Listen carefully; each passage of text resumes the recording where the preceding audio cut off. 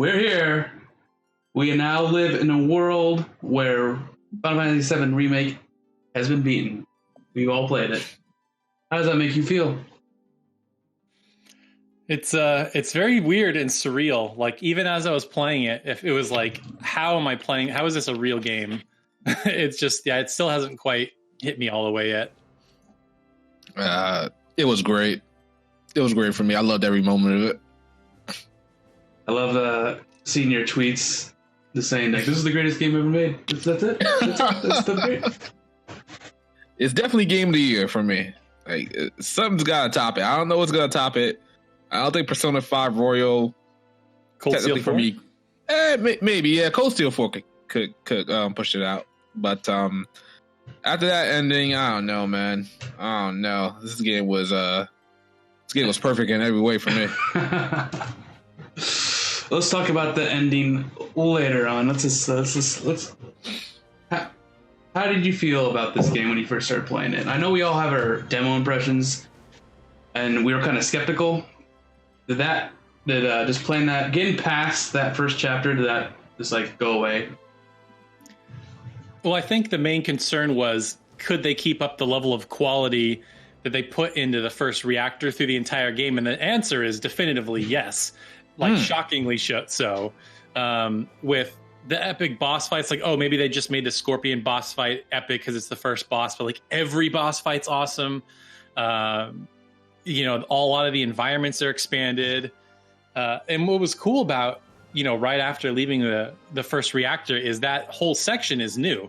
So, exploring, what is that, Sector 8, it was cool to kind of see the fallout of our actions, and now you're second guessing yourself, like, shit, am I the bad guy, So it was interesting to see that and just have more expanded parts. And then when you run into Aerith for the first time, I was like so thrown off with where I was in the city that I was like, oh my God, this is where you meet Aerith. That's so awesome. So it was kind of nice to set up some surprises too. Yeah, they really like knocked it out of the park for the whole game when it comes to production and areas that have been I guess padded out or expanded on. Every little detail is in it. From Aerith to Jesse's to just the slums, the Midgar slums, Sector 7. That whole area has got its own little 2-3 hour thing going on, and it was worth every penny, to be honest. I enjoyed getting to explore Midgar. It was fun. And getting to just being able to get to know even the side characters that we didn't really get to know in the old days, in the old game, and they really expanded on them in this one. And I remember that you were really hoping that they would Shadow, that they would expand on Biggs, Wedge, and Jesse, and they totally did. Oh, yeah, they absolutely did. They totally did. They expanded on Jesse maybe a little bit too much. Maybe a little bit because she's a little bit too thirsty. But I guess that's fine. That's cool and everything. I think Big, huh? At first, I think she was just flirty, and then she became thirsty. Yeah, she became real thirsty. I mean, there might be a reason for that because she might be, I guess it's a SpoilerCast, she might be acting or something like that. But then I hear there's something else that happens if you do something correctly. I guess in a bike mini game, she does something different. So I'm like, okay, she's just thirsty. Yeah, I've seen that scene. I was like, oh, I didn't get this scene. Oh, okay. I did like that. The expanded story bits. Like, I wasn't sure if she was just saying this to like throw her parents off her scent or whatever. But the fact that they're talking about, oh, she used to play a part at the play at the Gold Saucer. I'm like, how cool is that? Like, what a cool little way to expand her backstory. I thought that was really neat. I know her dad was in an accident. I don't remember if that was in the original. No, definitely. Pretty sure it wasn't. No, yeah, absolutely not. So that's like, it gives her a reason why she's joining Avalanche, just because of that accident. Yeah, exactly. That's true. I didn't even think about that. Yeah, it gives it her extra motivation. And I think that is something that could be said for all the different characters. Like, all their motivations are much more fleshed out. Like, especially Barrett. Like, I think Barrett is probably my favorite character in the whole game. And I think a lot of that has to do with his interactions with Marlene and how, he's doing this for the planet, but really he's doing it for her too. Like when he's telling her like, "Oh, I'm so glad you're listening to my lessons," and when he goes and finds her at Aerith's parents' house. I don't know. All the different characters had expanded motivations in just a really, really cool ways. Because before it was just like, oh, it's a video game and we're doing the next thing because that's what you do in a video game. But at least now it felt like they were real people with real, personalities. So it was fun to spend more time with them. Did you guys? Yeah, I couldn't. Oh, yeah. I couldn't wait to do any side quests. Well, I think I did all the side quests. Well, all the side quests I could. I don't think I did all the Chanley stuff. But if there was side quests available that expanded upon the lore and everything about that, I definitely did it. Yeah, that's what I noticed when I first started doing the side quests, is when I finished all the side quests in the Sector 7 slums, you get that special moment with Tifa, where she's like, let's go out on the town and have a date. And then she asks you what kind of dress that she should wear. And I think that choice changes the dress on her when she's being taken to the Dawn. Yeah, it does. It definitely does. Yeah. And I think what's cool is the game does a lot of moments like that are really subtle, and you don't even realize that's what's happening. Because another part that was really cool that I didn't know had different outcomes is when you go to Aerith's mom's house for the second time to go get Marlene, there's a moment that happens where either Tifa, Barrett, or Aerith are out in the garden, and you have this like little moment with them. Mm-hmm. And obviously Aerith's not there. It ends up being like a dream or something like that. But for me, it was with Tifa, and I'm like, oh, okay, that's just something that happens. But then like videos, of course, are just popping up on my feed. I'm like, what? There's different different outcomes, They're like really expanding. They're like expanding on that idea that they had in like the gold saucer with the date or whatever. Yeah. And I think they're just going to keep doing stuff like that. Excuse me. Yeah, I got the Tifa scene. How do you get the Barrett scene? That's a great question. I don't know. What do you have to do there? I haven't watched it, but I just know you can. I noticed that there's subtle things that you could do in the game that you don't, like, as you said, like you don't even notice it. Like when you first fall down the sewers in Dawn's place, both of the girls are unconscious, and you get to choose which one you want to talk to first, and each one has a different scene. And I think that adds to which scene you're going to get at Aerith's house. Oh, really? Huh? Because I did check Tifa first. You did check Tifa first? No, I did check Tifa first. Yeah, I checked Tifa first. I checked Aerith first because I was going to check both of them out. And then that scene happened. I'm like, no, I don't want to check Aerith first. I want to check Tifa first. Plus, like, that scene with Aerith, it doesn't, like, it's not as long or as meaningful as Tifa. Because Tifa asks, like, follow-up questions. Like, what's going on with Aerith? And she's like, are you sure that's it? But, like, Aerith is just like, oh, I'm okay. And then the boss shows up. Yeah. So it's weird how that works. Speaking of Tifa asking follow-up questions, everyone's saying that Jesse's thirsty. Tifa's thirsty. She's just very subtle about it. Oh, absolutely. Oh, absolutely. Tifa definitely trying to ride that cloud. Yeah, but yeah, exactly. Jesse's way more open about it. So how did you guys enjoy the bike minigame? Which you get twice. You get it twice. I didn't really care for the first one. The first one I thought was a nice little, I guess, new event that showed up, and it was okay. I didn't care for what's his name, that guy. What the hell is that guy's name? Roach. Roach. Yeah, Roach. I didn't hate him. I just didn't care for him all that much. The second bike minigame, that's the one I liked and cared about the most. I thought it was a little bit tough, that second one, because like when that boss carrier came up to you, it's like as you got close to him, the camera angle kind of changed, and like your left and your right became your up and your down. It was weird. I don't know. For me, it was just weird. Yeah, that part was really confusing. Yeah, because it forces you to like the back side or the left side of the freeway, and then you have to. Yeah, I remember having that same problem. I'm like, I don't know what button or which direction I'm supposed to push to kind of drive towards them. But exactly. I like that they added more to it. Like they have like a little spin attack, and that's just so very anime. Like that's obviously impossible to do in real life. Well, the reason why he couldn't do it before is because he had Jesse with him. Remember, he said he's like, I had you with me. I couldn't do all my fancy tricks. Oh, that's interesting. Well, what I'm saying is, even in the original, they didn't even have that. Oh yeah, there's no super spin attack or whatever. But yeah, no, it was cool. I mean, it gives. Here's my thought. Like, I'm trying to think about this from a development standpoint. Like, obviously, there's a lot of time that went into making that end section with the motorcycle. Like, there's probably a lot of dev time that went into making that work. So they're probably like, let's use this one more time. And they have to go to a different part of Midgar. So it was just a cool way to get there, as opposed to just hopping on the train or something boring. Something at least interactive. And yeah, I'm curious because you don't kill Roche in the game, so I'm wondering if he is going to show up in part 2 and 3 and whatever. Part 2 and 3. Okay, yeah, but he's definitely going to show up in the next game. Absolutely. There's no parts anymore, Taylor. There's no parts. You know what I mean? The sequels, whatever you call them.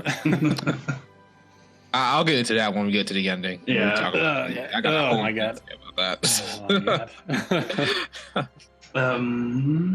Yeah. Okay. So you guys played Final Fantasy 7 way more than I did. Did you ever fight other soldiers? Kind of. I mean, when you go to Shinra Tower, there's soldier first class, but they're like random enemies. They're not boss fights or anything. So I guess in that sense, yes, but there's no like boss characters or anything like that. Okay, so interesting because we do fight soldiers third class as normal enemies in this one.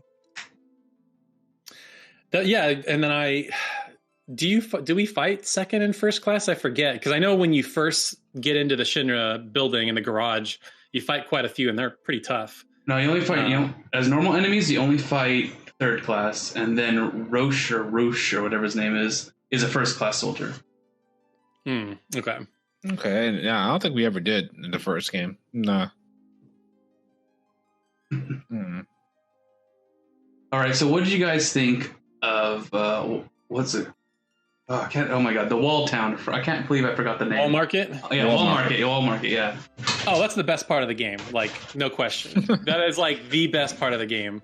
Not only just because of the cross-dressing thing, which is obviously really fun and really great, but I think there are parts that feel really padded in bad ways in 7 Remake, but Wall Market feels expanded in great ways. They add so much more to how you have to get to Don Corneo's house, because there's no battle arena in Wall Market in the original. So for them to add like this whole battle arena thing was really cool. And for me personally, I freaked out when the Hell House was the final boss of the battle arena. I did too. I laughed. I laughed for like a good 2 minutes. I was like, really? Okay, yeah. Because it was perfect, because like that's a regular enemy in the slums in Midgar, and he hadn't showed up yet. And I even said this before the game came out. I'm like, I wonder if they're going to put him in. Like, how are they going to add Hell House? And then like as soon as he came up, I freaked. That was so funny. I like you find Johnny talking to some random guys like, yeah, he was fighting a house, and it went like, and the guy's like, they fought a house. Oh, absolutely. I hope they knew it was absurd. But I loved the attention to detail during the freaking that part of the fighting tournament, because the announcers are just so into it. Like, did you notice that whenever you do a summon, they start talking about that summon? Yep. And it's always different for it's always different for every different summon. That is so crazy. Yeah. That's why I love the amount of effort and time that went into this game. It's unprecedented, and that's why it's one of the reasons I love this game so much. Oh my god, yeah. And like you're sitting there and it's like, oh, and Aerith could use her healing wind spell. That's gonna really help out her team. Yeah. I mean, you're right, Shadow. Like the amount of detail is like staggering. Like every stupid thing from the old game that you remember. Like there's even a side quest where you have to go help the guy in the bathroom that's puking in the bathroom. Yep. Like that's in there, like all that stuff, right? But then all like okay, like let's talk about the Honeybee Inn dance scene. Like holy shit, that was so ridiculous. And it's like this big crazy like rhythm game or whatever. Like I didn't see that coming. Yeah, I don't like the rhythm games in my games at all, and I think I did pretty terrible at it. But I was surprised I was in there at all. The whole sequence there was really, really over the top and exactly how I feel it should have been. I love how, because what's. Oh, sorry. You go ahead, Nick. I love how that's how you get the cross-dressing stuff. It's just that scene, and I think the way how well you do during the dance sequence, the rhythm game, is how well you look. Like you get different dresses. Oh, that's true. I think you're right. I believe so. Yeah, you're right. And what's cool, what I really liked about that whole thing is in the original Final Fantasy VII, you don't even have to go to the Honeybee Inn at all. Like that's only if you want to get extra stuff to make yourself look better or whatever.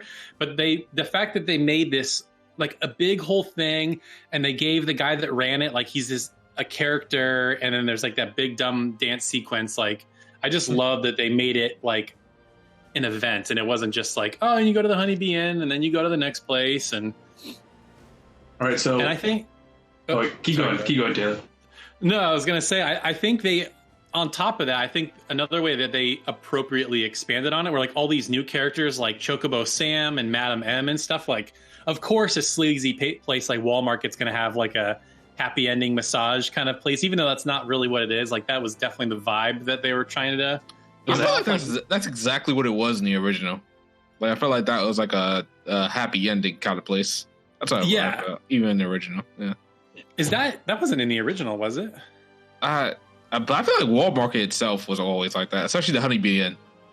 Yeah, the Honeybee Inn is super weird. Like there's a scene when like in the original where Cloud's taking a bath with like a bunch of naked dudes or something, and it's like kind of unclear what's happening. But yeah, Walmart was definitely like, the Mos Eisley of Final Fantasy VII. So I mean, they even say that. They do, yeah.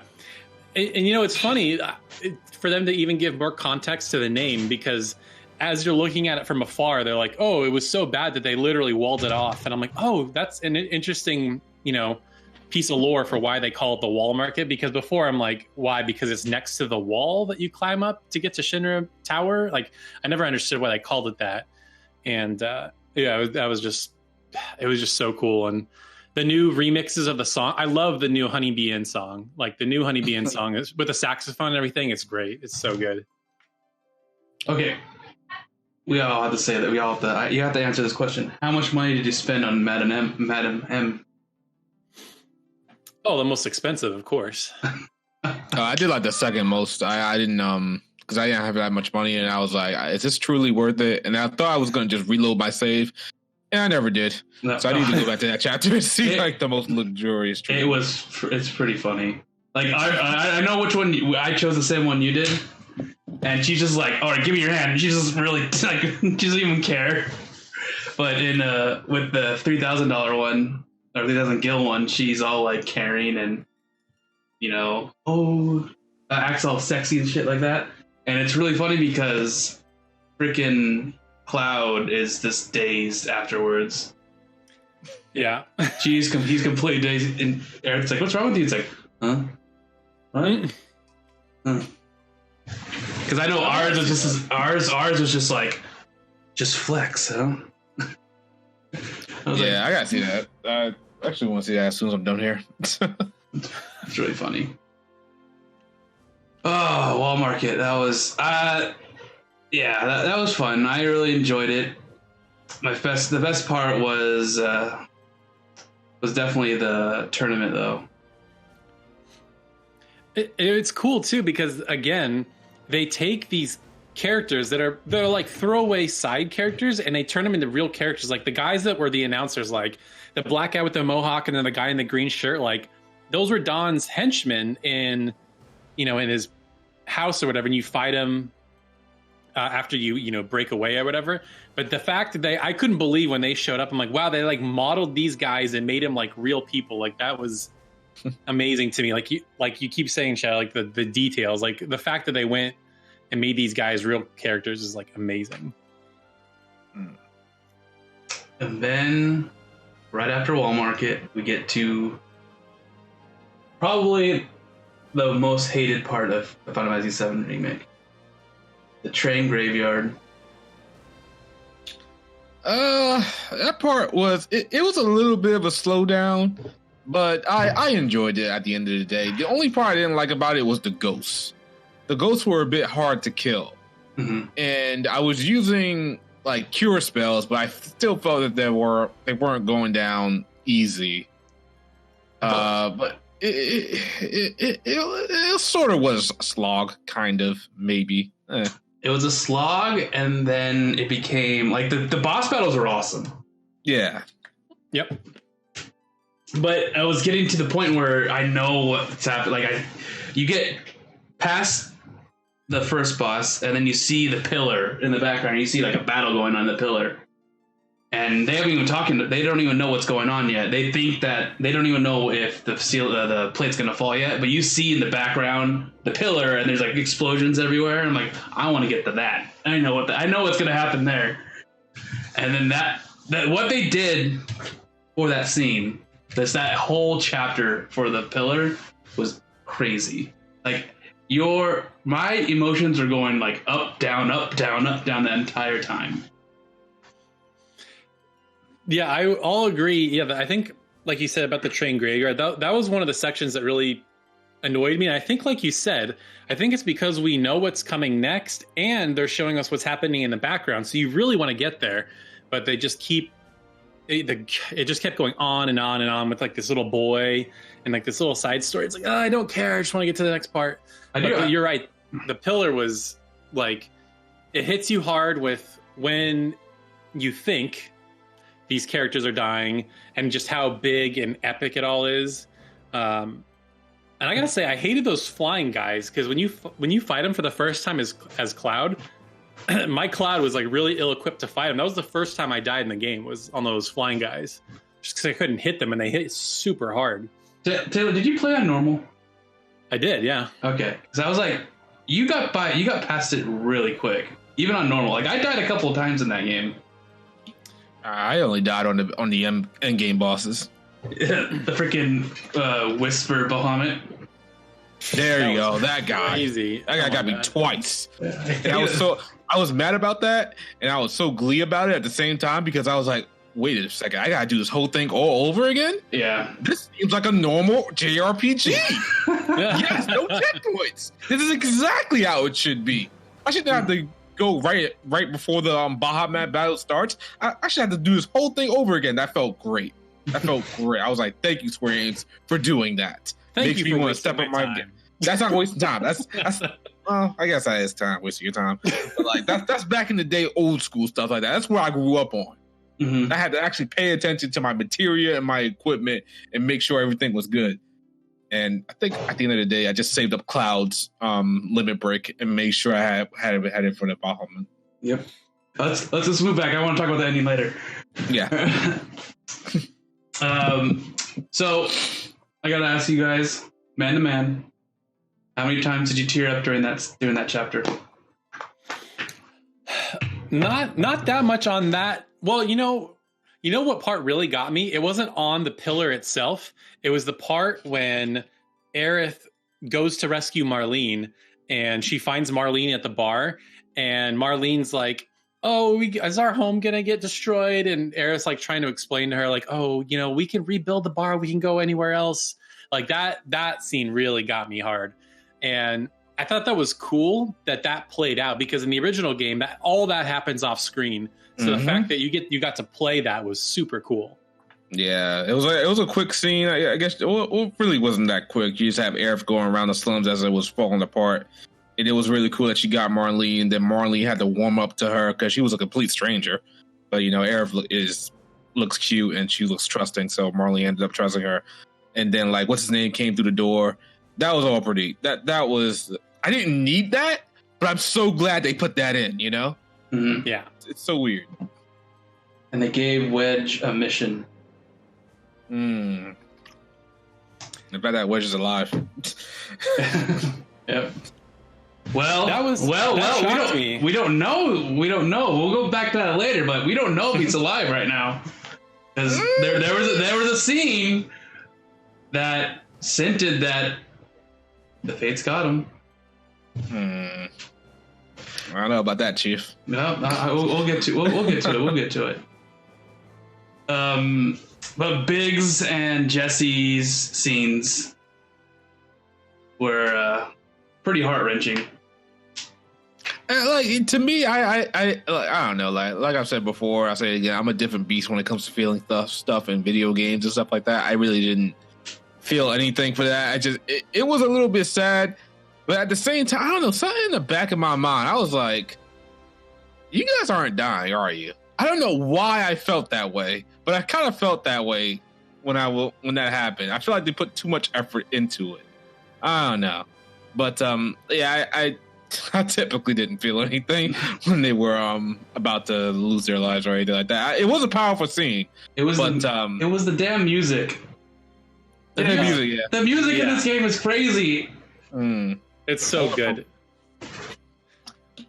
Always hits at the right moment, and all the different, new arrangements and rearrangements of the different songs.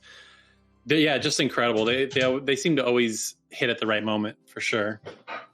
What else? And they had new themes too. A lot of new themes that are just not even in the game, not even in the original.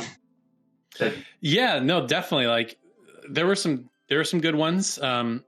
There's even a scene or a song. I think it's when you're walking between sectors. It's like this really like poppy song, and I don't remember that in the original game at all. But the new stuff was great, so yeah, I can't complain. Poppy song? I can't. Let me. I'm trying to think of how it went. Is it the? Because no, that's a I know kind that. Of a. Oh, that kind of where it's like yeah, it's like a remix of a song. Yeah. But there was another one that was it was even more different, and I'm trying to remember what it was. Yeah, the remix soundtracks. I thought I would have been like, okay, I wanted the original soundtrack. I really want that in there. Why didn't you guys just put the original soundtrack or make it an option? I was good with all the remix soundtracks. Even the new ones that they brought to the table. Like, there was one new one, I think, at the end of the game that was like, yo, this is really good. I think it was the chase scene going to get Aerith. That was a really good theme. The theme that was in the tunnels, that when you were doing the crane game and stuff like that, I didn't like that theme at first. But for some reason, when I came back to that area during chapter 14, I started to like it a lot. I don't know why. The whole game I guess the soundtrack just grew on me.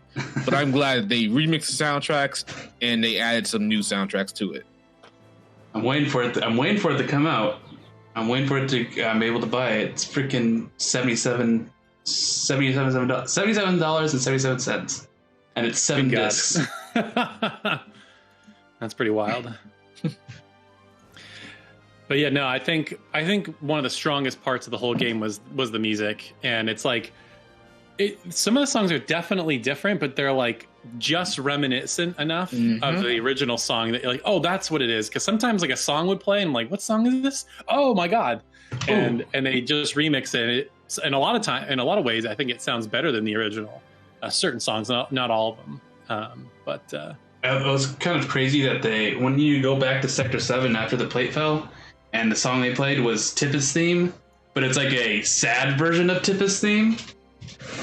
Yeah. It was just from tone, like different notes. It changes the notes on certain things, and it's just like you recognize it, but it's different, and it's like, wow, this is actually really sad. Yeah, no, for sure. Throat's all itchy. But after the pillar, the game just started ramping up like crazy. I'm trying to remember the underground lab. Yeah, that's all new. That was a new area. Yep. Hey, how did we get to underground lab again? You go back to Sector 7 and you find Wedge's cat. Oh, right. Yeah, we go to look for Wedge. Yeah. Okay, yeah. That was a fun little segment using Barrett. Oh yeah, I love that. I love playing like once I learned I started playing with Barrett, I kept using him throughout the entire game. Like after that, I was like always using him because he's so good.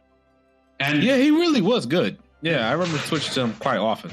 And then they gave him 2 weapons that make him melee, which is just awesome. He becomes a beast.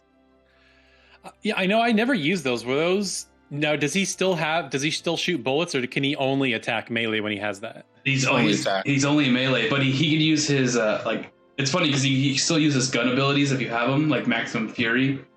It's kind of weird seeing him shoot out of like a freaking spike ball, but you got it. But yeah, cool. Yeah, because the original had weird stuff like that. I think one of the weapons was like a boxing glove or something. Yeah, I think so. Yeah, that was pretty good. Did you? One of the most broken abilities was Cloud's counter stance. It's so I never good. used that. Is it pretty good though? It is pretty strong. So good. You need to use it. I thought you needed that to beat certain bosses. Yeah, like outside of certain bosses, I only used it for that. Like I used it for, I think it was Roche. You needed it for him. You needed it for Reno, or whatever his name is, the red hair guy, and then you needed it for the young game boss. That's the only time I really actually used it. And Rufus. Yeah, Rufus was he was annoying because I like every time you try to attack him, he just does the same combo. I'm like, what the hell is happening? You just had to attack him when you reloaded. That's right. Yeah, it took me a while for me to figure that out, but yeah, he was a fun fight. I liked him. Or you could have used magic and really got him not staggered, but like he would get him disoriented for a little bit. Then you can use a little like 2 more combos on him, or 2 more hits on your combo on him. Okay. Are you guys gonna play hard mode? I was thinking about it, honestly. I'm just not looking forward to that end game fight again. Not the end game, but the giant fight. Not, cause I spoiled Sephiroth, whatever.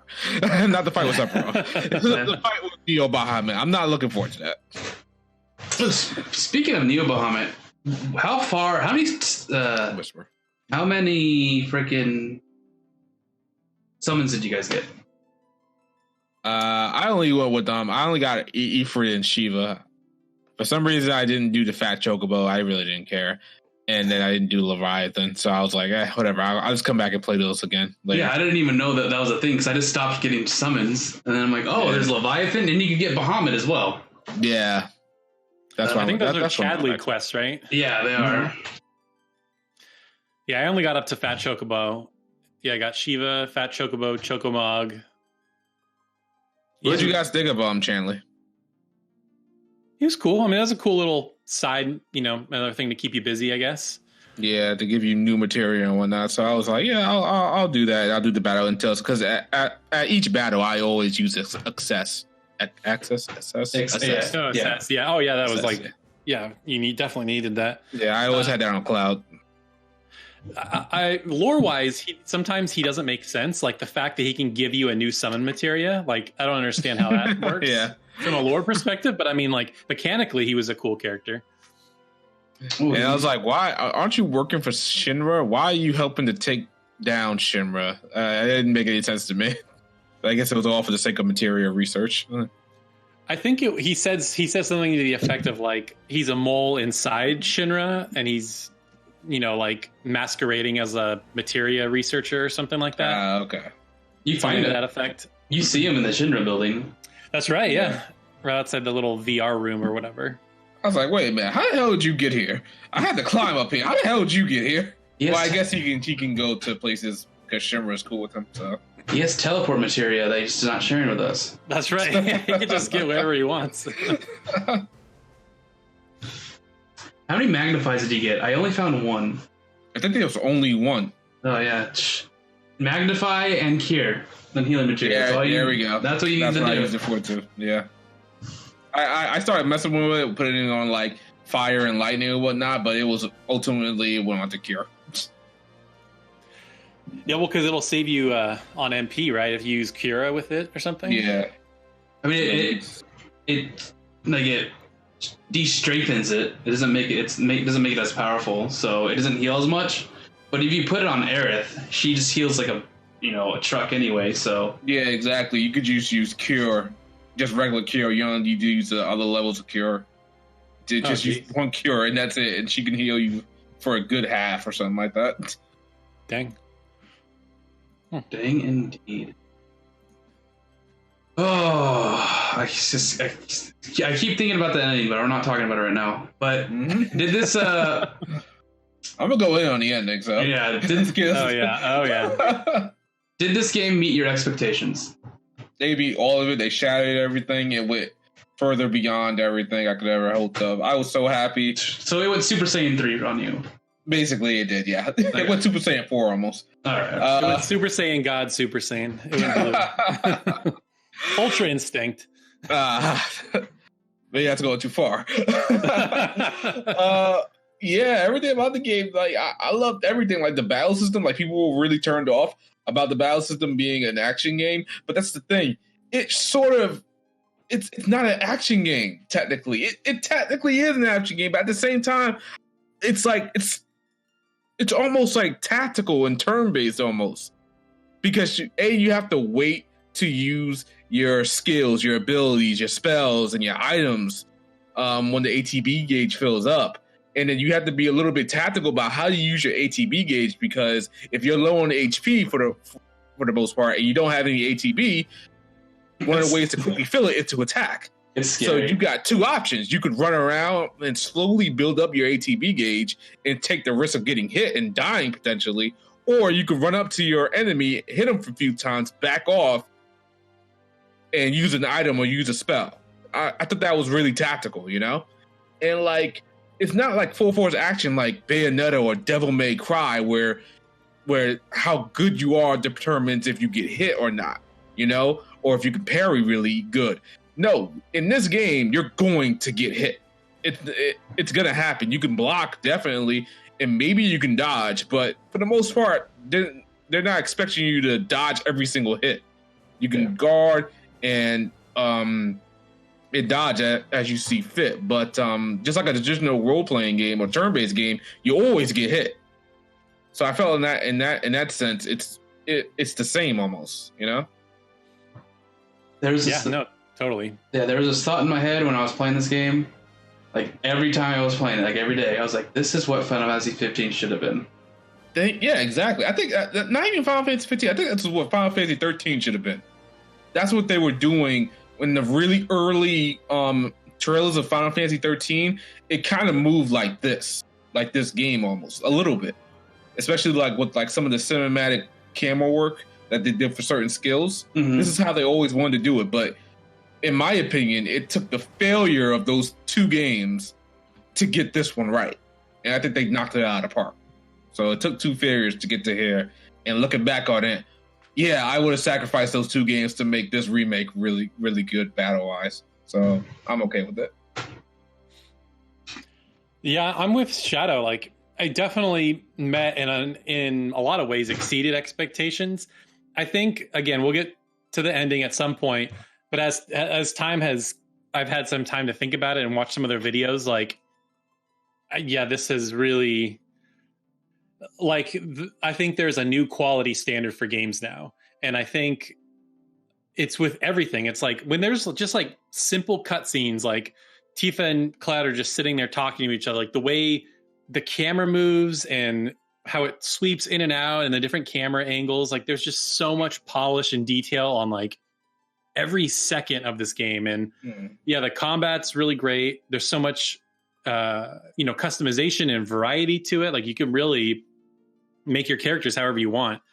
And like we've said before, the music, the mini games, like I haven't like been this emotionally invested in a game since maybe Persona 5 or something. It's been a long time. And just the highs and lows of this game. Like every time a boss battle started, like I was blown away at how intense every boss battle was. Like every time a boss battle came up, I like stood up and I would be like fighting them standing up because I'm like, oh man, you know, we got the Those Who Fight Further theme rocking. Like let's go, and all the moments that we, you know, that we're looking forward to, like bombing, falling through the church.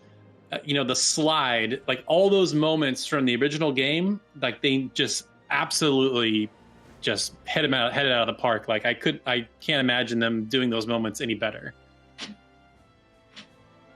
That slide looked like Garfield. I mean, he looked like Garfield in the original. You're not wrong though. I mean, I took a picture of him like, this is Garfield. Yeah, yeah, pretty much. What about you, Nick? Did it meet your expectations? Yeah, of course. You know me. You never have any. And my expectations aren't really. I don't really have expectations for games. I don't know how to explain it. That's like the easiest way to explain it, to put it to word. Is that I have no expectations. Like I have certain expectations, but they're not like super high, I guess, right? Sure. Like I could play crap and enjoy it somehow. Like I play The Thing, and it's a really crappy game. But I really enjoy playing it, so it's a... So, hold on. So, if they had like a Tales of Destiny remake, your expectations wouldn't be high for that? Yeah. Wow. Okay. You a different breed, my guy. Yeah. Definitely, that's weird. Because I already had my Tales of Destiny remake, and they blew everything out of the water. If they make another Tales of Destiny remake, then you know it's not going to be good. It just, with how Tales is now, it's just like, no. Interesting. Okay, got you. But yeah, Final Fantasy VII Remake, I didn't expect much from it. Like, I didn't expect me to be so emotionally invested with it, I should say. Sure. Because I was playing it, and I'm like, oh, this is going to be a fun game to play. And then I just kept playing it, and then I'm like I started getting really into it. Like I was addicted to it. That's all I did is I worked, came home, took my nap, woke up, played Final Fantasy VII, went to bed, went to work. Yeah, I think I did the same thing for the most part. After I was done with work for the day, I got off the computer, played Final Fantasy VII for like a good 4 or 5 hours each day. Or I was actually playing it while I was working. Yeah, I can't do that. Yeah. Yeah, I basically didn't do anything for 3 days straight because it came out Friday, downloaded it Friday, and then literally outside of eating and going to the bathroom, I don't think I did anything else for like 3 days straight. So. There were some instances where I had to take a break because I felt like some areas were a little bit sluggish. I don't know. Yeah, I don't know what it was about. It's like definitely that tunnel going to Era's house. That was definitely. Like the little claw hands or whatever. Yeah, I needed to take a break. I was like, I gotta take a break. I gotta step back from this for a little bit. Yeah, and then the train graveyard. It was another one. Mm-hmm. It was weird. Well, at least in the claw hands one, there weren't that many battles until the end, until after the claw hands. But yeah, that was one of the things that kind of annoyed me. Yeah, I said it in a tweet. If they had one more section for the claw hands, I would have been pissed. I would have definitely had a problem. Yeah. But they only made it 2, and I was like, all right, I'm good. You realize that this was stupid, and this was like, I guess you could say padding on this one, but, it is padding, I guess. But, like, you realized it, and you chopped it at 2, so I'm good. I'm glad you did. How did you feel that you had to go back there, and you're like, oh, no, I'm going to have to do the claw hands again, and then it cut back, and you're like, oh, thank God. No, I knew that I wouldn't have to do the claw hands again. I was like, they'd be crazy to make me do this claw hands thing again. So I wasn't too worried about it. I was just worried about the music because I said before that I didn't like the music in that tunnel. Mm-hmm. I kind of felt like it was trying too hard. It's like a techno, like dubstep kind of. Yeah, it was weird. I didn't like it, but when I came back to it, I was like, oh, I don't mind it. And then I suddenly found myself humming it. I was like, God damn it! How did this theme of all things grew on me? How did that happen? How did that happen? It happens. It happens all the time. Did you guys upgrade your weapons a lot? Yep. Oh yeah. I didn't do it until the end. I think I did. I did it. I think I did it when I got to the Shinra building. That's when I did it. Wow. Okay. Yeah, because like my friend, he texted me and said, "Oh, I'm upgrading my weapons to add new materia slots." I was like, "Wait, what? You can upgrade weapons? I forgot about that. Let me go do that real quick." And I just prioritize materia slots as well. Yeah. Like, okay, this works a lot. I kept with for Cloud. I just always use Hard Edge. But whenever I get new weapons, I would learn the ability first and then just switch back to Hard Edge. I would do the same thing, but I switched back to the Buster Sword for lore purposes. No. I mean, yeah, you could do that if you upgraded the Buster Sword. So yeah, it's like you're doing the same amount of damage almost. How do you like how the character? Like, what character did you use the most? How have the most fun with? For me, it was definitely Tifa. I loved how I'm like a rogue, dual daggers, close, fast fighter kind of guy. Like when I play RPGs, like that's the kind of character I like to have. And Tifa was just so fun. And eventually, like she has this ability where she can like charge up her triangle attack. So like when you charge it all the way up, she does like this big combo, and she's just super fun. And like especially when you fight flying enemies, I mean, you want to talk about going full Advent Children. Like when she's in the air, just floating, fighting. I don't know. I just thought that was just super fun. Just use Star Shower. Just Star Shower into Chi Blast, and you're like, okay, they're dead. Pretty much. I never understood how to get that ability to work. That's the one with the little ball, right? Where it charges up and you kind of launch a little ball that they get stuck in. Yeah, you just use do ability and it just creates a ball where you land, and then they're stuck in it and they just keep getting hit. Bam, bam, bam, bam, and then it builds their stagger up. I never got that to work because I equipped that ability, or I unlocked it, and I tried using it a few times, and maybe I wasn't doing it right, but I just couldn't get it to work. Well, then you just gotta learn how to play then, I guess. Since we're mentioning learn how to play, like overall, what did you guys think of difficulty? I'm pretty sure we all played on normal. What did you guys think of it? Did you think it was paced well? Each boss battle felt fair? I think it was appropriately challenging. Yeah, it was challenging. There's parts where it's like not challenging at all, but there's also parts where it's just like, oh, I'm gonna do Mega Flare and you're gonna all die. Oh, thanks, game. Well, that was I think the difficulty comes from trying to understand how to stagger enemies. Like the one boss I had the most trouble with was the Hell House. Like I just could not figure out how to stagger that thing, so it just took me forever to fight it. But yeah, it's like for that fight in particular, it really depends on how your setup is. Because if you didn't have any like materia set up, like all the elements, it was pretty much going to be a hard time. Oh yeah. Especially if you didn't have them on Aerith, because Aerith hits hard when it comes to magic. And I think I have most of it on Cloud. And I was like, see, I'm kind of stubborn. I knew I should have just reloaded the boss battle and properly equipped my materia, but I didn't. I stuck it out for the most part until I won. Pretty much, yeah. It was just drug it out. Yep, that's what I did. Yeah, for that battle, I think you just had to wait for if he was a wind element, you had to use lightning. If he was fire, you had to use ice, fire, blah blah blah, and that's how you got past that battle. I think the game was appropriately it was set good difficulty wise. I just hear some journalists saying that if some things were a little bit too easy on easy, I'm like, yeah, you should play the game on normal. That blew me away when I saw that article. It said easy mode is too easy. It's like, well, no kidding. It's called easy mode. Exactly. It's like, I think she was saying like the difference is too much. I'm like, yeah, it's easy. What do you expect? See, this is the problem with today's gamer and the developers. They really got to cater to people who really just suck at games. Yeah. And that's where the difficulty has got to go. Because that's the majority of people out there. Us, I would say we're pretty adept at games. But to casuals, most people, they all suck at games. They don't want to admit it, but they suck at games. So they have to tailor the game's difficulty to people who suck at games. So that's why hard modes has always got to be unlocked for the most part, because people who think they're better at games than they think they are or should be, they'll start on hard. Oh, I say the game was too hard and never play it again. It's so stupid, but yeah. I thought the game was appropriately challenging.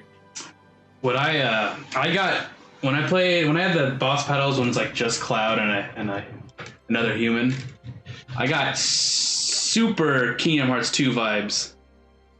What I felt like how you had to parry just perfectly and block just perfectly to stagger them, and just it felt nice. That's another one from Kotaku. I think it was a girl, so I'll say she. She was like, "Oh, it actually taught me how to parry against the Reno. Is that his name, Reno? The red-haired guy? Yeah, Reno. Yeah, Reno. Like you had to use Punisher mode to parry his attacks and counter it." And she's like, "Oh, it actually taught me how to parry." I'm like, "Yo, that's the beginning of the goddamn game. Like, come on now. Like, eventually you gotta learn that you can't hit him normally, so you gotta think to yourself, okay, let me switch it up to Punisher mode real quick." Sometimes articles like that, I swear, you just do it for clicks. Yeah.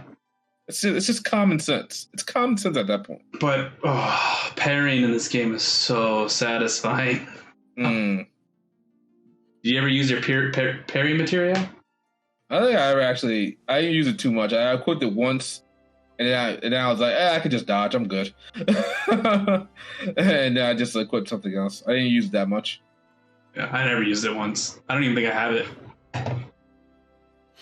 Taylor? Yeah, me neither. I just I would do the counter with switching when you switch from Punisher to whatever operator or back and forth or whatever. Yeah. That was the only parry I ever did. And I think there was an automatic, like if once you dodge, they'll attack. They do like an AOE attack. That was pretty cool. I used that for a hot minute, and then I took it off. Deadly dodge. Yeah, deadly dodge. There we go. Yeah. You know what I learned is that when you're in punish mode, if you're just blocking, you automatically counter. Oh yeah, absolutely. Yeah, you don't have to time it. Yeah, you don't time it at all. I thought you had to time it for the longest time, and then I'm like, oh wait, you don't have to. I'm an idiot. All right. So that ending, guys. Are we going there now? We're gonna go there. Let's just start like the final chapter, right? Shinra building, right? I kind of missed the exploration of the Shinra building, and I missed the part where there was like blood everywhere, and you're trying to figure out what the heck was going on. And you're like, why does this look like a horror movie now? Yeah, that part was out of it. Yeah, the other part that I was kind of bummed wasn't in it was, I mean, this kind of goes hand in hand, was, you know, you don't get locked up and thrown in jail or whatever, or in their little prisoner cell. I was kind of waiting for that too. And then, like, leading up to that, like the part where I was like, oh, we're in a different game now, is when Sephiroth stabs Barrett. I was like, what the fuck? I'm like, are they killing Barrett right now? Like, I was surprised about that too. I was like, wait a minute. Barrett can't die. Yeah, they did kill. He did kill Barrett. You just skipped everything, Taylor, and went straight to the end. We were talking about the bloody part, and that's where Sephiroth kills the President Shinra or whatever. Is that? I don't remember when that is in the OG, when there's blood all over the floor, or on one of the floors. That's how I think when you break out, when you get captured, and then you break out. And that's when all that blood is everywhere, I believe. They just cut out that entire section. 0 out of 10. When you guys went up to the top floors for Shinra, did you guys use the elevator? I did not. Okay, you used the elevator, but I used the stairs. As soon as I saw the stairs, I was like, wait, we're supposed to be going to an elevator. I was like, nah, it's going to be way funner if I take the stairs. Let me take the stairs. It was fun. You literally had to go up 69 flights. That was so great. It was like the banter between Tifa, Barry, and Cloud was so good. Yeah. I was laughing my ass off the whole time. They're just slowly getting more tired. And even Cloud by the end is like moving at a snail's pace. Yeah, exactly. Even Tifa was getting a little winded. She was always ahead of me. Yeah. But like she was getting a little winded towards the top. And that was great. I'm so glad they kept that in. That's something I expected them to keep in. I was like, are we literally gonna go up 69 flights? It's like, oh, we literally gonna go up 69 flights? This is great. So Taylor, what happens when you take the elevator?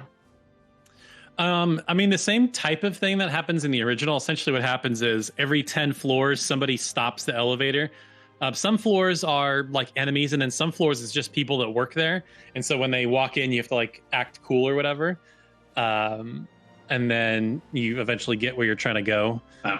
But yeah, it more or less played out the same way. I'm gonna try to get that after this as well. That's something else I gotta do. I'm gonna see how the elevator route is, but I don't think it's gonna take away from the stair route. The stair route was just too good. It was gold. So, Square Enix, shout out to you for keeping that in there. You didn't have to. You really didn't have to, but you did. Barrett was becoming delirious. It was really funny. That's awesome. So okay, go ahead. The Shinra, President Shinra, well, the whole thing, that whole scene. So I remember that he was supposed to already be dead, but him just being like on the freaking, hanging off the building. Yeah. I was like, oh, this is different. And then he freaking, one thing that really pissed me off during that scene is Barrett chased him inside the building, right? But the other guy just weren't following him at all. I was like, guys, follow him. He's going to do something. And of course, he pulls the gun on Barrett. That's what I said. I was like, what Barrett? Why you letting him go pull a gun on you like that? That was no sense to me. It's like, come on, Barrett. Like, you have the gun on him. You could just say, hey, stay right there, freeze, or I will shoot, like, or something like that. But you let him go through his desk. I figured he was going to press an alarm or something like that. Man got a gun and started pointing at Barrett. And Barrett was like, oh, I'm back off now. I'm like, huh? Why? All right, fine. You have a gun on your arm, Barrett. Just use it. Exactly, but I was saying to myself, I'm pretty sure you're going to die soon anyway, so it don't really matter. Yeah, did you guys call what the whispers were? I slowly started to realize what they were doing. They were stopping like anybody from changing the course of history. Yeah. I was like, you're not supposed to be here. So they were trying to make sure they were in the exact right moments. I started to realize that. I think after the train graveyard, I started to realize that. I didn't think about it too much, but I started to realize that they were trying to stop people from doing certain things. They were protecting people at the same time.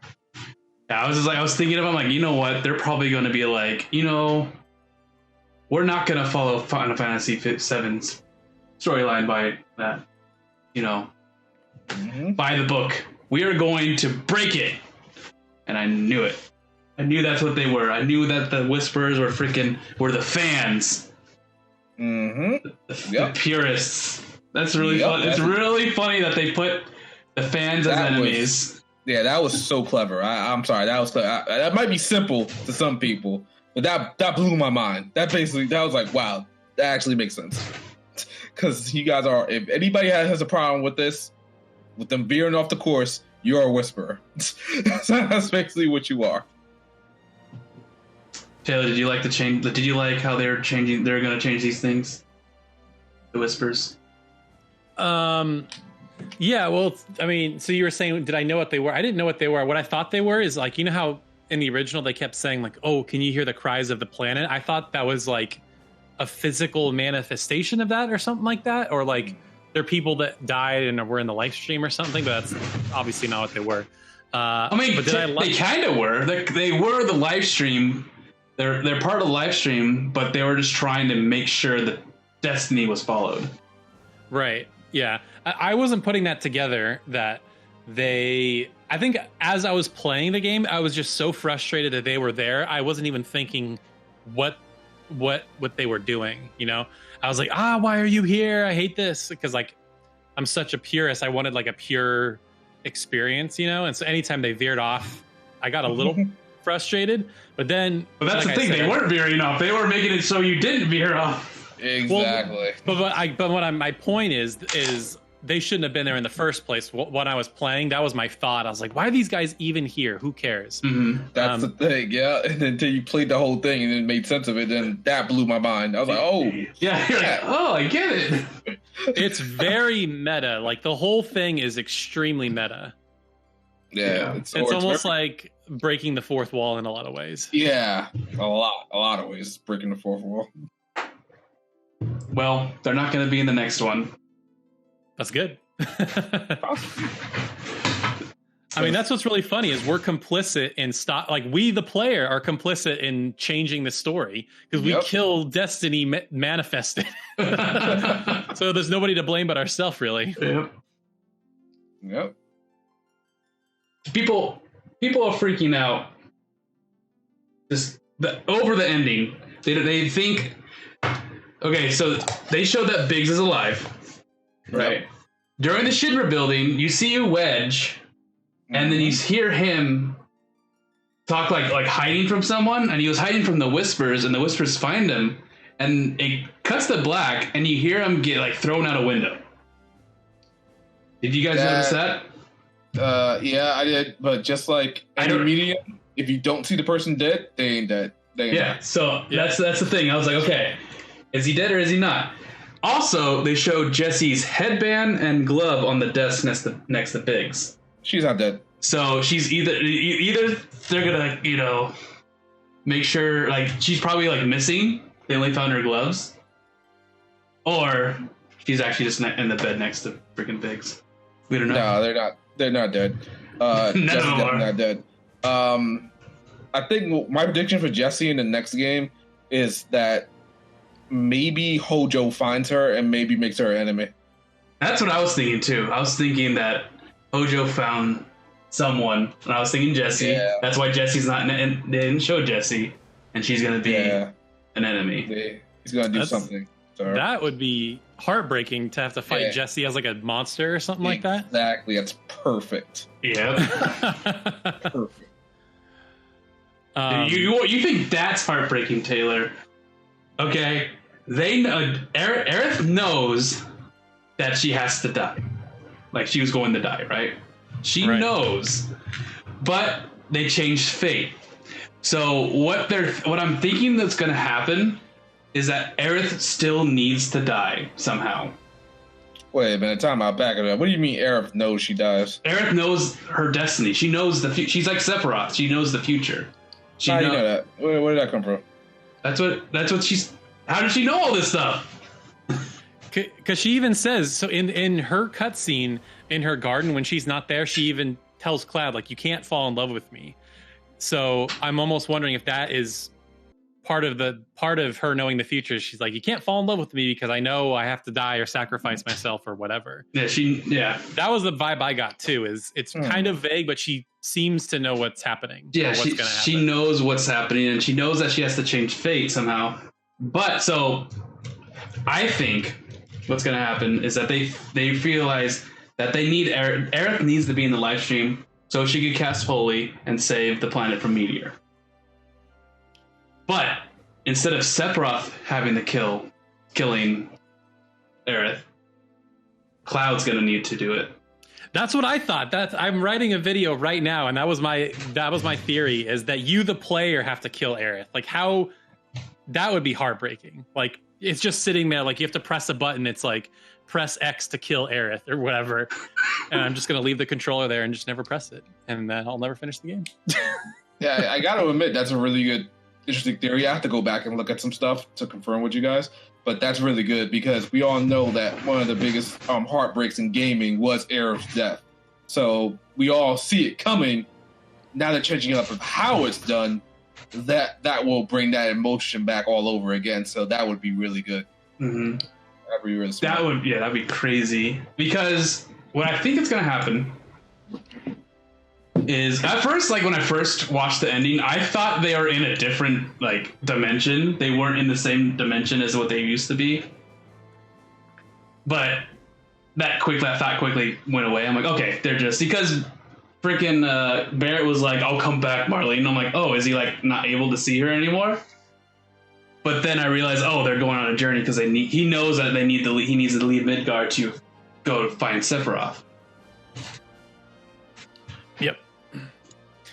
Yeah, well, because here's the other thing. I don't think Sephiroth kills Aerith for a very obvious reason, is he knows how original Final Fantasy VII Remake plays out, and he knows that killing her was almost dooming himself. Yeah. Because he kills her and then, like you said, sends her to the live stream so she can then eventually cast Holy. So he knows if he kills Aerith, that's almost like, oh, I might as well kill myself right now.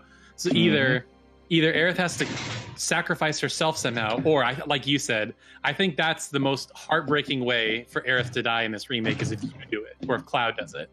But you have to do it. Dude, that would be fucking brutal. That would be brutal. And that's smart.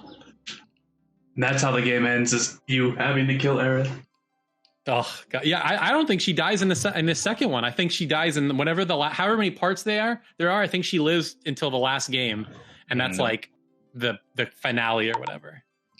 I honestly think this is where it's going to be. It's going to be one more game, and that's it. Really? You think it's just going to be one more game? Wow. One more game, and that's it. Because now they can change the story as they see fit. They can cut as much stuff as they want from the story. It doesn't even have to follow everything. You can get the major story beats in there.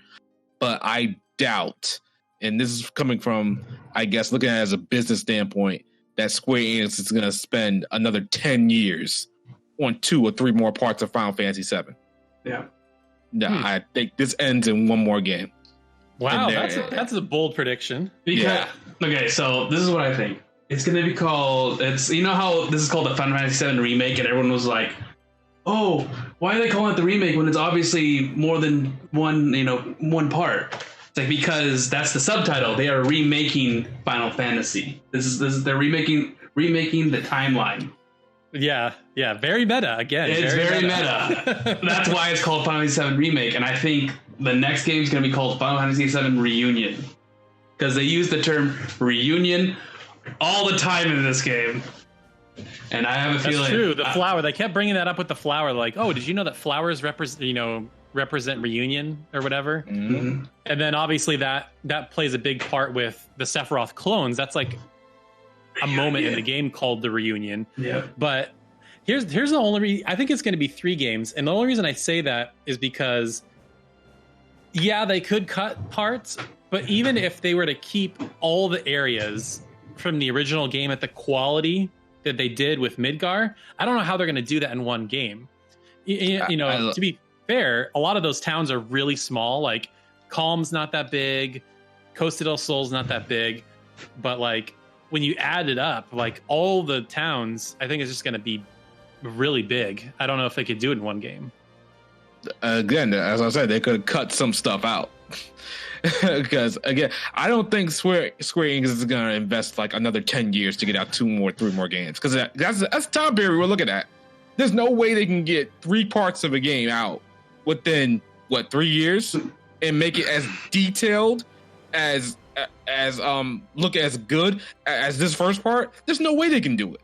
They can't do it. They have proven time and time again they can't do that unless they're outsourcing a lot. Maybe. And that's the way to do it. Unless they've done a lot of work on the next part already, we don't know. If they've already begun work, they said that. I've heard that they started work, but I'm gonna beg on the fact that the next one's the last one. But you also forgot the big elephant in the room. Zack is alive. Yeah. Yeah. Okay. What? I remember when they showed Zack, I was so confused. I was like, "Why the fuck is Zack here?" No, you gotta think it like from someone who's never played Final Fantasy VII. They're like, who the hell is this guy? Exactly. And imagine if you played without the subtitles. They don't even ever say his name.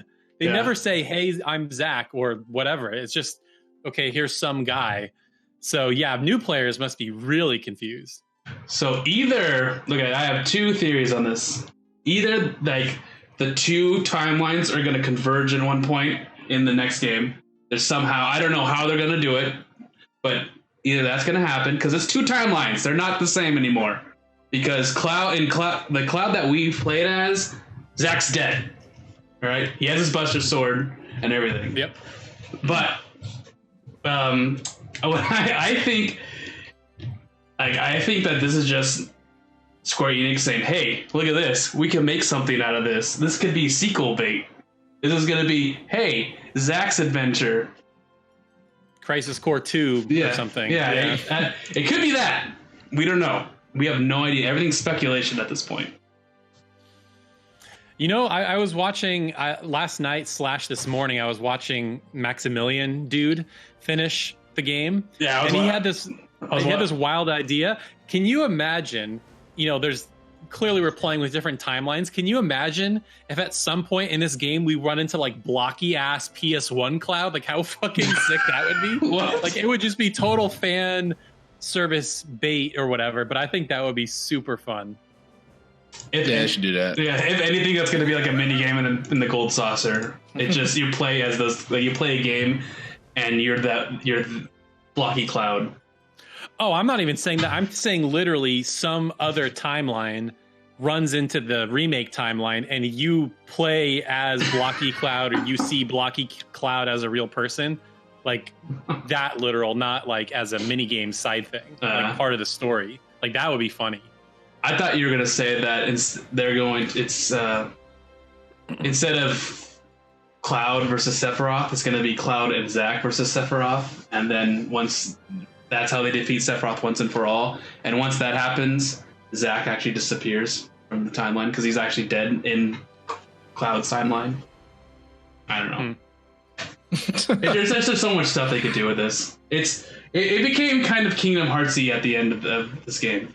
I felt that it did become Kingdom Heartsy, but it became Kingdom Hearts in a way that it makes sense for what they're trying to do. Yeah. And it's as simple as this. Like we said, it's an alternate timeline what we're doing right now. That's all you gotta look at it as. You can have your original. You've got Final Fantasy VII. You got Before Crisis. You got Avid Children. You got Crisis Core. That's all there if you still want it. But now we're going into a completely uncharted territory with a new timeline. I can understand it if you're not too happy about the changes. I get it. I don't blame you. But if you want all that stuff, it's still there. They didn't interfere it. They didn't retcon it or anything like that. They all still matter. It's just that this is an alternate future, I guess you could say. And that's one of the reasons I think it's another... They said people have been saying it's a remake and a sequel at the same time. Yeah, technically. Okay, well, let me ask you this, Shadow. So if they're only going to do one more game and they have to cut stuff, what do you think they cut? That's an interesting question. I don't know. I honestly don't know what they can cut. My immediate thought goes to Fort Condor because that always felt like a side thing. You know, like I feel like you could get rid of Fort Condor, nobody would care. Oh yeah, absolutely. Yeah, you can get rid of that completely. But you can't get rid of the the Gold Saucer. Absolutely not. There's no way you can get rid of that. You can't get rid of Yuffie's village. We got to go there. Wutai. Well, because they're a big part of the story now, which is exactly. Funny, so.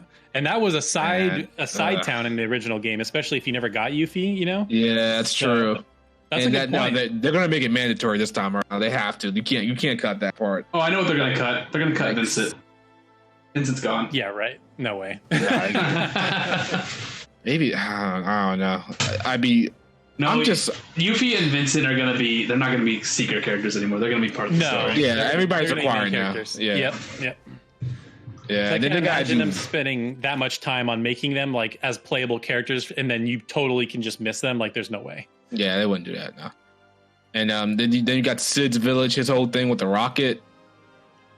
Maybe that, I don't know. Maybe we can encounter Sid different. I don't know, man. This is going to be a lot. This is a lot for them to do, and I don't think they can do it in a timely fashion. That's why I think it's going to be one game. Because unless I've heard, or you guys heard from someone, that this is Square Enix's plan for Final Fantasy going on for the next couple of years or half a decade, then fine, yeah, it's going to be multiple parts, but I don't think that's going to be the case. Not to put this amount of level of detail into one game, and it took 5 years for this to come out. And yeah, again, I know they have assets, I guess you could say. They already got how Cloud, Tifa, Barrett, and Aerith plays. I'm sure they already gotten how Red 13 plays. But then you got to make Vincent, Yuffie, man, Sid, Jesus. Don't forget Kate Sith, the best character. Kate Sith as well. God, they show and he's just in the game for like a second. Yeah. And I bet you people that was cool. I like that. Yeah, people were like, "Who the hell is this guy?"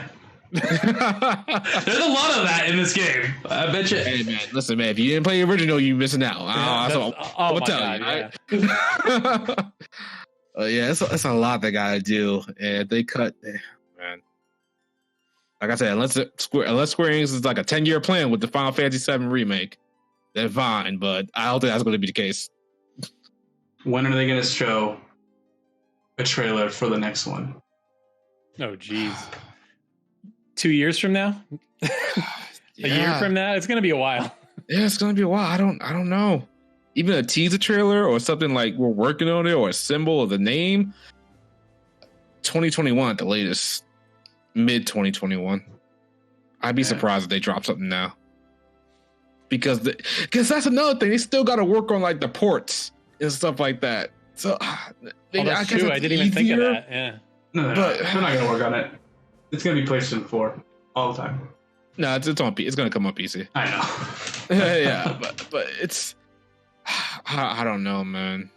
I don't know how I would feel about that. I don't know how I feel about this whole thing. I like the fact that they changed so many things, but I don't know the timeline for this stuff. That's why I only think it's going to be one game.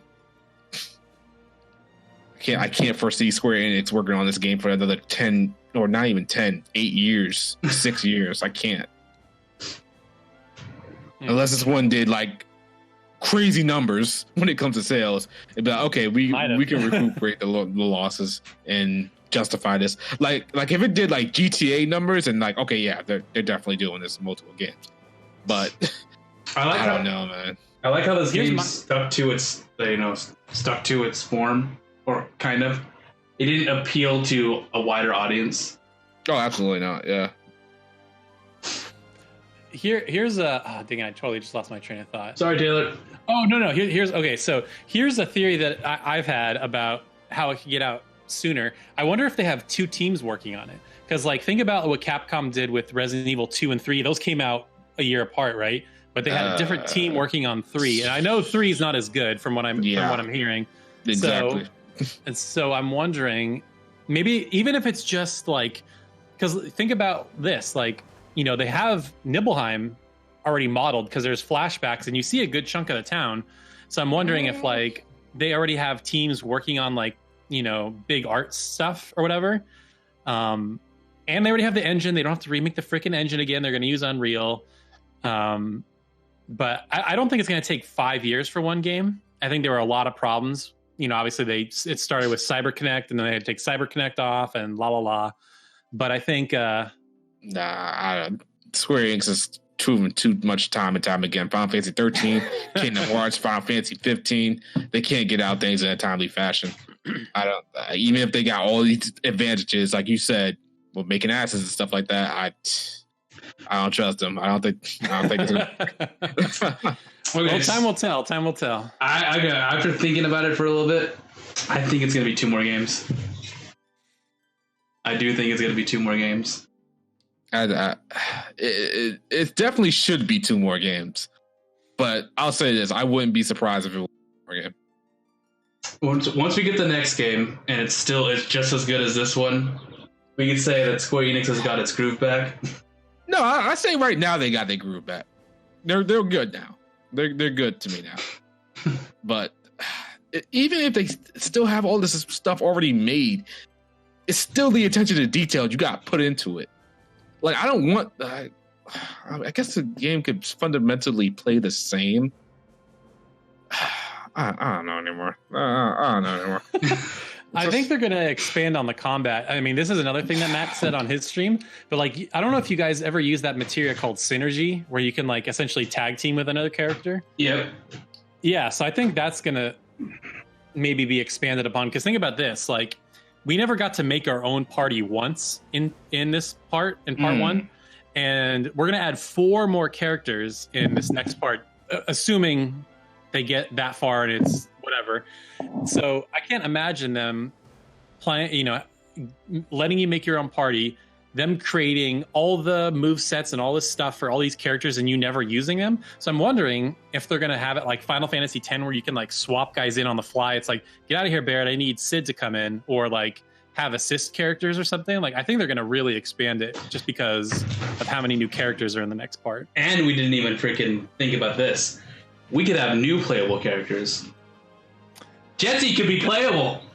That would be cool. I mean, I wouldn't mind that, because the game, it's going to have the same story beats as Final Fantasy VII, but it's gonna be new stuff, which is why I think it's gonna be 2 more games. Because things are gonna be different yet the same. Can I catch my drift? Sure. Well, I mean, here's something else to keep in mind. We go back to Midgar at some point. So maybe when we go back to Midgar to kind of finish off Shinra or whatever, that, yeah, maybe the rest of Avalanche is sitting there waiting. And here's something else I was thinking about. So in the original game, they kept talking about this idea of Neo Midgar, and it never really came to anything. Like, sure, they took the sister ray and they put it in Midgar and they hooked it up to the Mako reactors or whatever. I'm like, that's not Neo Midgar, right? But then when you play this thing and you go to like the little museum that they've set up, they have this picture on the wall where it's like a white glistening Midgar. I wonder if in part 2 they like make Neo Midgar. Like, that would be cool. The one thing is there better not be time travel. I mean, there's alternate timelines, but there better not be time travel. Yeah, see, that's the only thing I'm afraid of. Like, I'm okay. I have finally gotten to the point where I'm okay that the sequels are not going to be shot for shot remakes, and it's not going to be exactly the same. But now I just don't want them to go off the rails and, like we've said, do stupid Kingdom Hearts bullshit, like diverging timelines and all this crazy stuff. So hopefully it. And how Cloud is actually Zack's nobody, and oh my god. Somehow there's a tie to Kingdom Hearts somehow. But yeah, Maya, can you imagine? Okay, I gotta ask you guys, when you saw the final scene with Sephiroth and it was kind of mirroring the final battle, were you freaking out? I was getting angry. That was when I was still in my angry mode. I'm like, this is the end of the original Final Fantasy VII. Why are you bringing this into the game now? I was really mad, actually. I wasn't like worried. But then he says something to the effect of like, you have 7 seconds, what will you do with it? Yeah. And I was like, what are you talking about? At first I thought eventually they would say like something would happen before the game's over and you would have 7 seconds or whatever. But then after the fact, I guess in the chapter select, it says something about 7 seconds before meteor hits. So I guess it has to do with that. Yeah. The thing is, I like how they're fighting, right? And I'm like, oh, I better not have to do I better not do Omni Slash. And they're fighting, and Sephiroth obviously has the upper hand, and he's like, okay, not yet. And he pits you away, right? He's like, it's not time to do this. He knows that this is supposed to happen later on. Yeah. So I was like, okay, good. They didn't blow their load right now.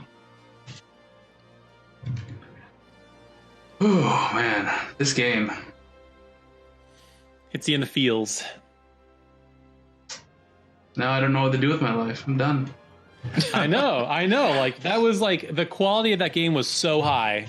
I was like, wow, everything is just going to be garbage by comparison. And I'm like looking at the games coming out. I'm like looking at Trials of Mana. I'm like, yeah, that's going to be a fun little thing, but it's not going to stack up to 7 Remake. This is Taylor. Well, the thing about it is like Square Enix has always gone that production values. So I thought about that the minute I finished Final Fantasy 13. I was like, I'll never see a game this detailed when it comes to graphical power and stuff like that.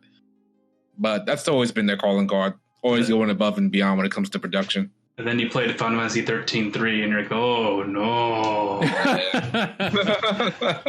Well, we're talking that. Here's a question. What do we get first? The last game, or not the last, I should say the next game in a 7 Remake trilogy in this project, or do we get Final Fantasy 16? We're not getting exactly, because they can't do both. No. One is going to suffer if they try to do both. They're not unless Final Fantasy 16 goes back to basics and looks like Octopath Traveler.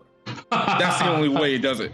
It doesn't affect it. That would be insane if they do that.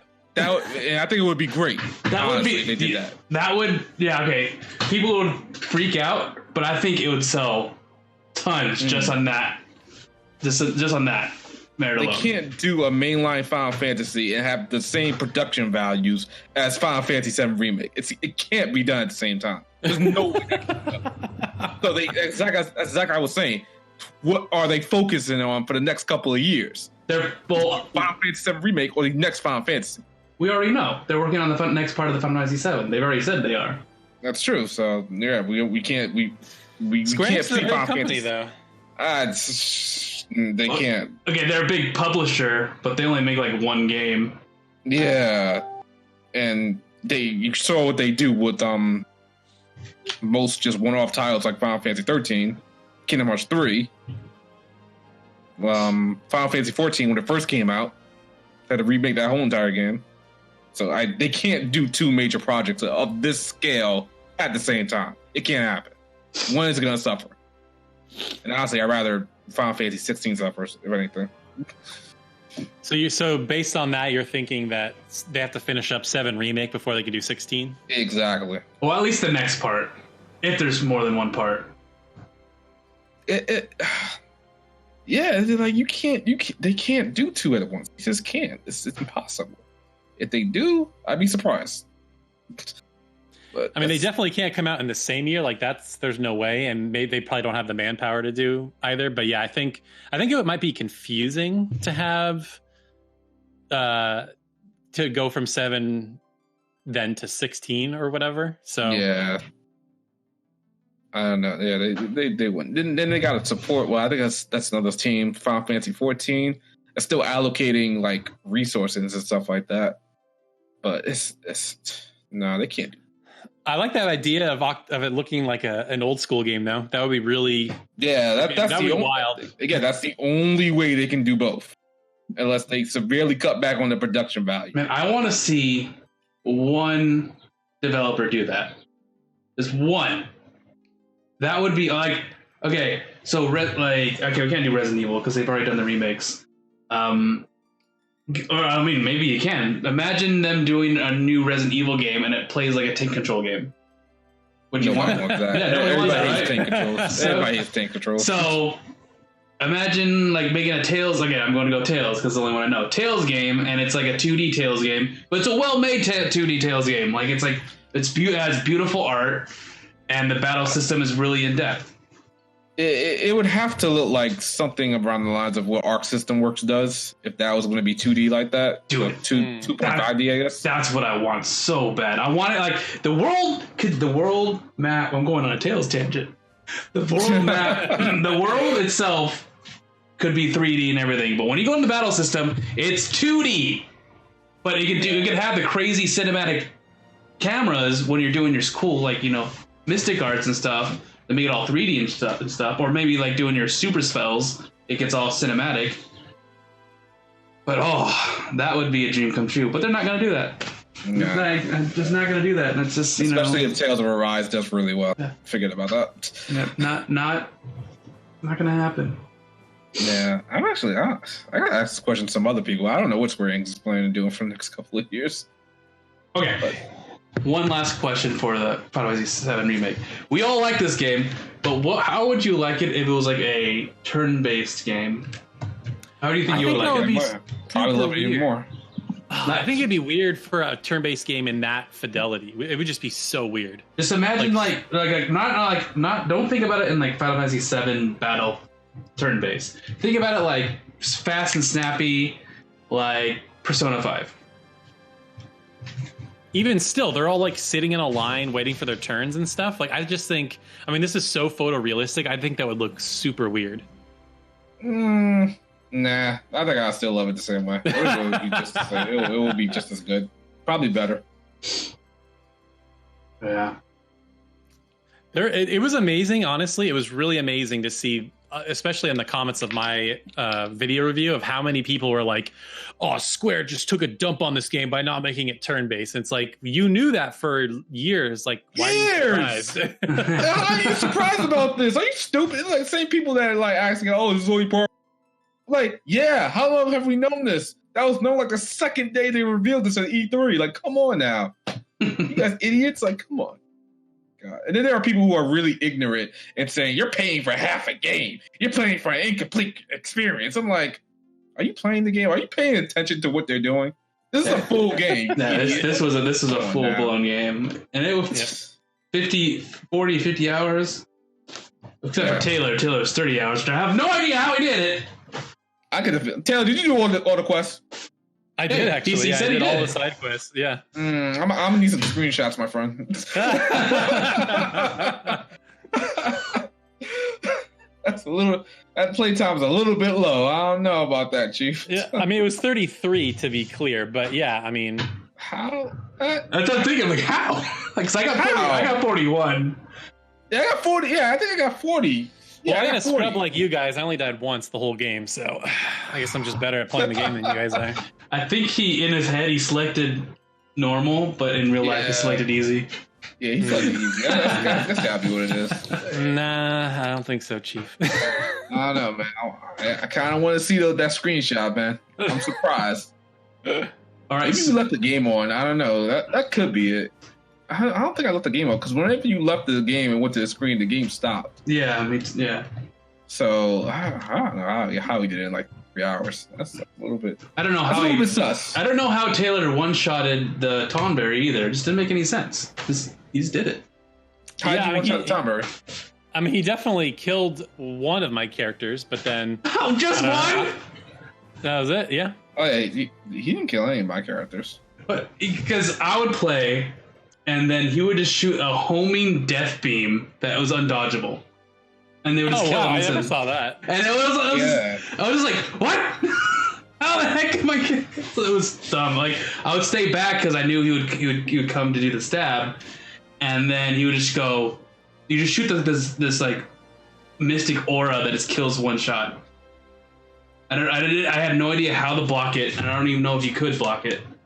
I don't think I ever got to that. No, I killed him before that even. I guess I killed him before that happened. I don't even know. And then he uses either gloom, which just stuns your character, and he just teleports to you and kills you. I'm like, okay, game. Cheap ass game. I never got that. You all played on easy. Yeah.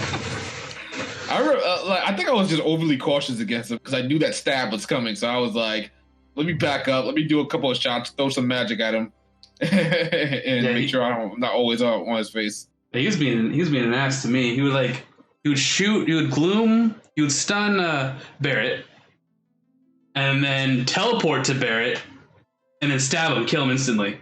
I'm like, you asshole. That's something else that I want to go through. Like, how did you guys feel about the game? Because when it came to difficulty, it was fine, but I felt like the AI, the enemies, always targeted who you were controlling. Yeah, that's how they were programmed to do. Yeah. Yeah, and I was like, I don't know how I felt about it. I don't think I like that. Like, what I did was I kind of exploited it. It's like, oh, he's really low, change character. That's smart. They still attack him, but they don't focus them. So I just always heal them up. I don't know. I felt like even if I changed characters for a little bit, they would just instantly go to the character that I started to take control of. I noticed that during the endgame fight. The endgame fight that was really prevalent. Yeah, most definitely. I don't know. I noticed it. And I'm like, okay, I see how this game works. But yeah, that's how it was programmed. Well, something I saw Max doing too, which I never did this in my playthrough, but what he would do is he would take control of a character, set them to cast a spell, and then immediately switch to another character. So you're not like wasting time casting, or they don't focus on whoever the caster is. I'm like, oh, that's brilliant. Because whenever I would play a character, I'm just that character. I'm like, I'm Tifa, I'm going to cast, I'm going to sit here, I'm going to wait out the casting time. But I didn't even think to do that. But I realized that towards the end of the game. During the battle with Sephiroth, I realized that. I was like, I've been doing this wrong the whole time. Gotta keep switching. Yeah, that's what makes this like so like back in the day Final Fantasy VII original, because you have to use every character. You're not restricted to one. You have to use everybody, and that's just like how it was traditionally. The turn based, you use everybody, and they're all fun too. Like I remember when I saw Tifa, I'm like, I'm only gonna play as her. But I was really surprised at how much I liked playing as Barrett. Barrett was super fun. Yeah, Barrett freaking becomes a tank when you do the melee stuff. But Aerith doesn't suck ass in this game. I know, she's actually useful. She was like the worst character outside of, her limit breaks in the original, but now she's great. She has crazy boosts, like the Arcane Ward, where you can cast spells twice with... Broken! I gotta get the rest of the weapons abilities for each character. Yeah, I definitely need to do that for Aerith, because Aerith was gone for like most of the end game until the end. That's one of the things I thought they were gonna do when you beat the game. Chapter select, you're just allowed to play as everybody. Like anytime you want, you could switch up party members, but you're not allowed to do that. Yeah, you just gotta play that particular portion with the character. I think they're gonna pull trails. First game is gonna be they choose the party. Second game, you can choose your party. Yeah, it would make sense. There's no way next game they're not gonna let you choose your own party. Yeah. I was a little bit disappointed that we couldn't play as Red 13. Yeah, me too. A little bit. And I was like, I got it. I was like, it's probably took too much. I get it. Fine. I'm letting it slide. But at least you saw him do stuff. Yeah, I kind of felt like he was useful and useless at the same time. He cured you. I was like, oh, I got cured. I didn't press him cure. Yeah, he cures you. I never got that. And sometimes he uses a limit break, which I've seen. Yeah. What's it called? Dang. Stardust or something like that? I only saw him use it towards the end when he was with Barrett. No, he used it during a boss for me. I was like, oh, that's interesting. All right, so we're gonna figure out how far the next game's gonna be in the next trailer. If it's just a teaser trailer, they have no work on it, and it's gonna be gone for like 5 years. But if they show like a trailer with like environments, story moments, and like battles and stuff, then we should be set. I think we'll be like a year, 2 years tops. Yeah. Okay. I'll say if they show an actual substantial trailer, then okay, maybe this is 2 more parts, maybe. But if we only get teaser stuff like Shin Megami Tensei 5, it doesn't happen. It's just like Sid's spear in the ground and that's it. Or yeah, exactly. Oh my god, that would be awful. But if you saw, if you saw a substantial trailer, you got Vincent gameplay, Yuffie gameplay, Sid gameplay, Kate Sif gameplay, then okay, yeah, it's probably gonna be 2 or 3 more parts because they're far in the game development at this point. But, Taylor, you got to go back and watch the first reveal trailer again, and you be like, CG trailer, yeah. From the E3 2015. Yeah. And you'd be like, wow, I already played this game. I know, it's why it's still surreal. Like as I was playing it, like I said at the beginning, I just couldn't believe this was a real game I was playing and that they put this much production value into a game that used to be a silly little game where you had block hands. Like it's just really wild. And every girl's a waifu now. Yeah, pretty much. Every single one. Yeah, that's I could stop staring at Tifa's ads. Oh my god. Well, I don't know why. They made Tifa perfect in this game. I'm like, god damn. Every time she came up on screen, I was like, I had to take a double take every time. Shit. They made her they put attention to detail on her. Serious. She was very... God. You could tell that she's very Japanese, though, with all her mannerisms and her actions, how she acts. Oh, yeah, totally. I was like, yeah, that's Japanese. God damn. And then like, a lot of people like Aerith. I think a lot of people like Aerith for the reason that she got a lot more dialogue this time around. And she acts really... Cutesy. What's the word I'm looking for? Not flirty? Well, she kind of flirts. Bubbly and flirt. She does flirt sometimes. It's just not on the level as Jessie. Yeah, but like Jessie was basically like, so you're gonna come back to my house and bang me later, right? No, right? She's like, you're gonna come over and we're gonna make pizza. And that's what Cloud says. Cloud's like, you owe me a pizza. But That's right. But what he was really saying is like, you owe me a night. That's what she's saying. Yeah. Aerith was really like, there was so many times where I laughed with Eric's dialogue, especially like if Cloud went down, she was like, "Oh my god, really?" Yeah, she was. She was trolly. Yeah, she definitely was. I like again the detail, the amount of detail I went to everybody's character. When Cloud went down, you had Barrett. Barrett would be like, "Are you finished? What we hire you for?" Yeah. That was so great. Everything. Oh man, so good. All right, guys. Well, that was a fun discussion. Did you all get all that Final Fantasy talk out, or do you do more? Not really. I'm gonna do more myself. Yeah, we're gonna do. I was working on a video right before we started this, but yeah, I think as far as the general thoughts for the game, I'm not sure if there's anything I missed. All I know is that we're probably going to talk about this on our next Giant Sword podcast, so. Probably. More than likely. All right, guys. Thanks for listening to our spoiler cast of Final Fantasy VII Remake. Yes, it's finally out, and no, I don't know when we're going to do Cold Steel 2 spoiler cast. I'm sorry. We got to replay that. We still need to make a Cold Steel 3 spoiler cast as well. I'm about to say, I definitely ain't doing Cold Steel 2. Yeah. Like, honestly, I don't remember nothing. I want to play. People keep asking me, it's like, when's the Cold Steel 2 remake or spoiler cast? And I'm like, I don't know. I don't think I'm going to be able to do one. It's been so long. Yeah. We can do a Cold Steel 3, maybe. Yeah, most definitely. That's still a maybe. That's a big maybe. All right, guys. We'll see you later. Make sure to watch or listen to Giant Sword Podcast. If you haven't listened to it before, it is our JRPG podcast with all of us. And we talk about all sorts of JRPG stuff. And sometimes horror games and fighting games and everything else.